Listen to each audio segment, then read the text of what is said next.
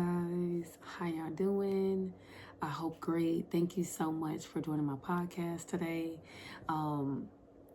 You get to come here in this space with me and enjoy my voice and really take everything that I'm teaching you and allow it to meditate in your heart and your mind. Okay, I'm so grateful that you come back to this space to listen to me talk. My husband always says that he loves to hear me talk, so I'm assuming you guys love to hear me talk as well. I'm just saying, you're here. So, and thank you. But let's go ahead and jump right in. This episode is all about rebirth. Rebirth. So I had to rebirth my mind frame with parenting. And I'll tell you what happened. Well, the most difficult thing is I have three different sets of kids. So I have my teenagers, my two middle schoolers, and then my two preschool kids. And I'm telling you right now, it's not for the weak, okay? It's not for the weak. So it takes a lot of prayer, okay? But I had to like reframe the way I've been parenting because I don't know, for some strange reason, I kind of got distracted and doing the things that I was doing before. I found myself having conversation with them, but I felt like I was losing my connection. I felt like every time I had a talk with them, I'm literally looking them in their face and they're lying to me. I knew that they were lying, but I didn't have any evidence. I had no proof, but I just knew, like, you know how God give you that discernment that something's not right? Yeah, that. And then it just really broke my heart because I didn't really understand. So to see them grow and change in all areas of their life, especially my teenagers and my two middle schoolers, they just around a lot of people, learning a lot of different things. And, you want to be that good role model for them. You want to set good examples, but you don't know exactly what you're going to get. So I had got to a point where I just couldn't take it anymore with all the ups and downs, all the lying, all the behavior issues. And I remember going to my closet, getting in the floor and crying and bawling my eyes out. Like, what is it, God? Like, what is it? I am literally doing everything you told me to do. I'm praying. I'm taking the proper steps. I'm being slow to respond. I'm taking all the steps that he's taught me how to do. So I really didn't understand. But anyways, I'm going through the emotions. And so before I dive into more, let me just pause right here and go into the crying part. We're taught to not cry. And let me just say, I'm the queen of being a crybaby, and I'll own it, and I don't care. I am a crybaby. But one thing about being a crybaby is it's a good thing. Like, you're allowed to let the emotions ride and get all the emotions out. And it's so healthy for your body because that's the way God designed you. So you need to release all the crying out of your body. And if you don't, unfortunately, later on in life, you can really cause yourself to have health issues and diseases because all of those emotions are stirred up into your body. And if you haven't read The Body Keeps Score, I highly recommend that book because you'll learn a thing or two reading that book. But let me dive back in. I wanted to make that point about the crying because it's important. So after this moment of crying in the closet, I remember getting back up and feeling just so good. I'm like, that felt great. God, thank you. Because, you try to hold everything in and keep your head above water, but that's not what you're designed to do. You're going to break, and that's okay. So I got up. I ended up going to bed that night. I ended up getting in bed, and then I wake up the next morning, and I feel recharged. I feel like I have peace, and I felt good. I felt great, actually. I'm ready to take on the world. Like, what's up? So I dive into prayer, and then I dive into journaling, and then I start reading my Bible, and then I did a little bit more praying, and I'm like, okay, this is what I used to do, and this is where I have to implement the things that I was doing before right now.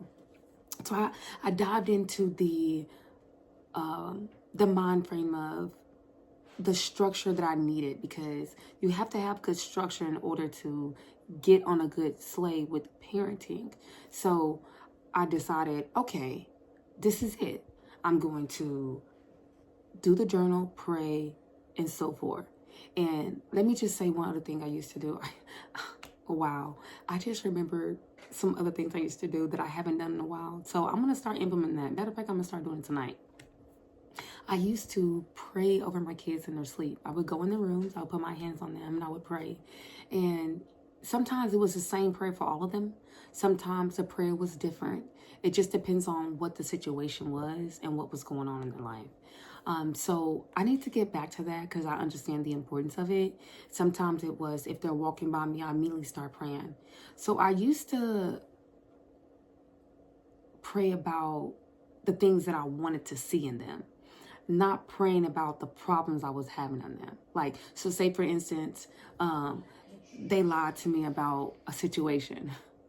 And I'm like, Lord, I see them being such a trust and honest person, human being.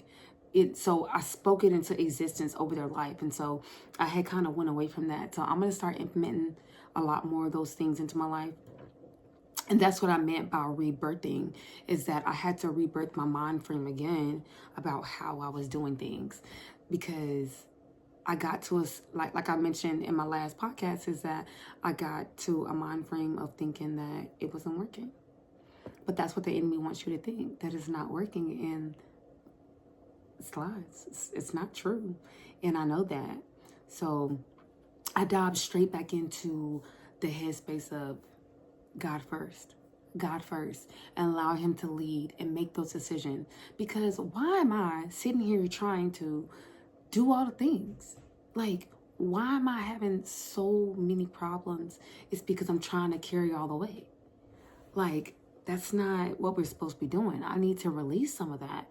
Like, give it away to God. Let him handle that. Like, come on. Now, that's the thing. We expect for him to come down and reach and hand. I mean, he got a lot of people he covering now. We want him to come down and reach and take it off.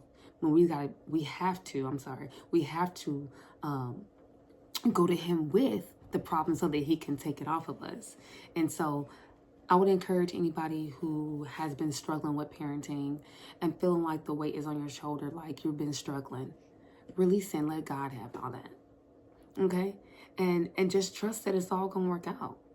Like, we lean so much towards we lean so much towards what we don't want for our kids, instead of leaning forward about how they will be. Like, so again, speaking over our kids into existence. Like, you got to speak into existence. And I understand the power of words. And so I truly have to get back to those things. And so I'm excited to step back into that role and really putting forth the effort to leading like God wants me to, but then also allowing him to help me along the way as well. So yeah, that's what I got for you guys. I hope that you've taken some good things from this. I just want to point out 3 things that I feel like you should take from this. And if you got something else from it, I love that for you. Make sure that you send me a DM or email or something that you've taken away. Even comment below on the YouTube channel of something that you've taken away from this. So 3 things I want you to take away is rebirth your parenting right now. Rebirth it, because it's not over with. If you felt like giving up, don't do that.